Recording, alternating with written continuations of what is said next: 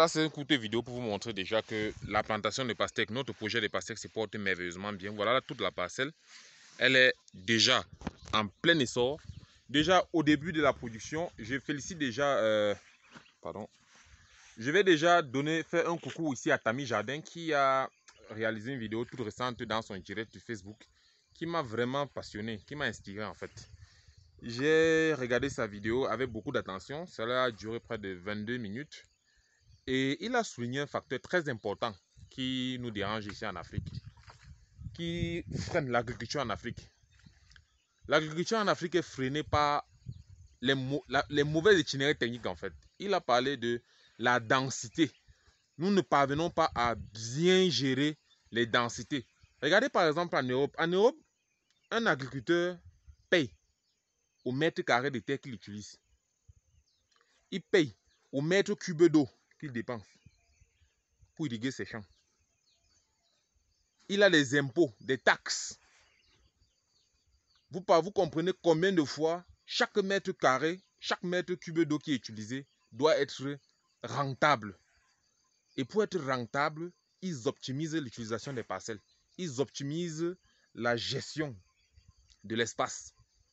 C'est pourquoi ils parviennent à atteindre des rendements colossaux, en fait, s'il faut dire ainsi. Parce que on est toujours habitué à dire « Ah, j'ai pris une variété, la variété de maïs ici fait 10 tonnes à l'hectare, fait 7 à 8 tonnes à l'hectare, elle est hybride. La variété standard ici fait 3 à 4 tonnes à l'hectare, fait 2 à 1 tonne à 3 tonnes. » Mais, dans l'application, peu sont ceux qui atteignent ces rendements. Mais vous ne vous êtes pas posé la question pourquoi. J'ai fait une vidéo une fois sur la culture du maïs, où j'avais montré comment est-ce qu'il faut cultiver le maïs. Dieu merci, c'est une vidéo qui a plus de 12 000 vues aujourd'hui sur ma chaîne YouTube. Agridario. Et c'est une vidéo qui avait interpellé beaucoup de monde. Les gens faisaient le maïs de manière archaïque. Là, dans la vidéo, on avait expliqué tout. Oh, les écartements, les engrais utilisés, à quelle date utiliser, les produits utilisés, les opérations à ne pas faire, pourquoi il ne faut pas cultiver, il ne faut pas faire les bions, pourquoi il faut faire un semi-direct. On a parlé des herbicides, quand est-ce qu'il faudra les utiliser, lesquelles les maladies, comment est-ce qu'il faudra les traiter. Donc j'ai réalisé la vidéo sur la culture du maïs au Cameroun, sur la chaîne YouTube. C'est une vidéo qui a été tellement regardée et ça a changé les mentalités. Les gens se disaient, ah, comment est-ce qu'on peut s'aimer le maïs? On peut parvenir à faire 8 tonnes à l'hectare. Mais c'était au niveau de la densité. Le secret était au niveau de la densité. Bref, pour ne pas dire le secret, mais la technique est au niveau de la densité. Beaucoup de gens font les vidéos, ils vous parlent de la culture, ils vous disent qu'ils ont cultivé, ils vous montrent seulement les champs. Mais il faut être astucieux pour remarquer que leur agriculture n'est pas la même que la nôtre. À quel niveau? Au niveau de la densité. Nous avons regardé les champs de maïs en Europe. Vous avez vu, c'est serré. Pourquoi? Parce qu'ils utilisent des tracteurs, des semoirs monograines, espacés de 20-20 cm. Vous imaginez, on sème le maïs à 20-20 cm. Or, dans vos champs ici, vous êtes à 40. Vous êtes à 80, voire 1 mètre. Parce que vous dites qu'après, vous allez faire le haricot. Après, vous allez mettre le melon à l'intérieur. Après, vous allez mettre les arachides. Non.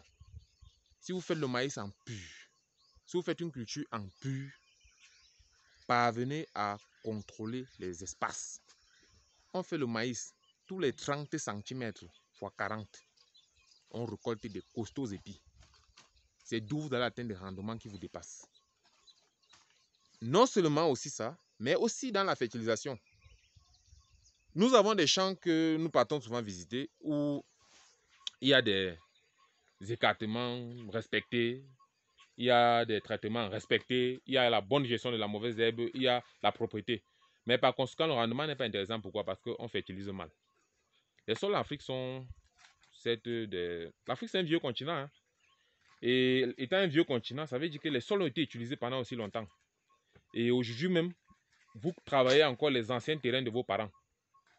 Ça veut dire que les sols ont été utilisés. Les parents parlaient de bio. Ça veut dire qu'ils ont utilisé les nutriments qui étaient dans le sol sans faire une restitution. Ils ont fait une jachère. Mais quel type de jachère? Est-ce que c'est une jachère où on a planté des arbres, des légumineuses? Est-ce que c'est un type de jachère qu'on a abandonné, on a laissé les mauvaises herbes repousser?